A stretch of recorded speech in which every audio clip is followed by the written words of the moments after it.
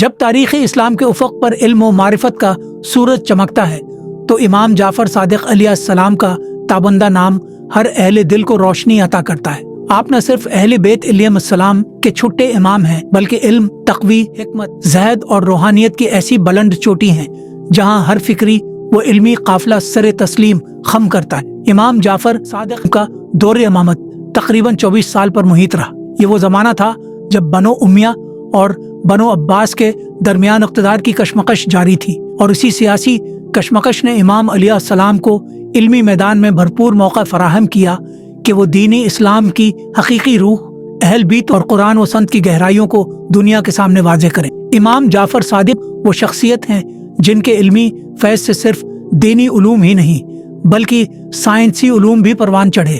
آپ کے علمی اثرات نے ایسے مایہ ناز سائنسدان پیدا کیے جنہوں نے آگے چل کر دنیا کے سائنسی نقشے کو بدل دیا۔ جابر بن حیان امام جعفر صادق علیہ السلام کے شاگرد تھے۔ سائنس میں خدمات، کیمیا، کیمسٹری کا بانی قرار دیا جاتا ہے۔ 100 سے زائد کتابیں تصنیف کے ہیں جن میں امام جعفر صادق کے اقوال اور نظریات موجود ہیں۔ انہوں نے مادہ کی ترکیب، الکحل، تیزاب اور تجرباتی سائنسی طریقہ کار متعارف کروایا۔ بعد میں مغربی سائنسدانوں نے جابر کی کتابوں کو لاطینی میں ترجمہ کیا اور ان سے استفادہ کیا اور آج تک کر رہے ہیں۔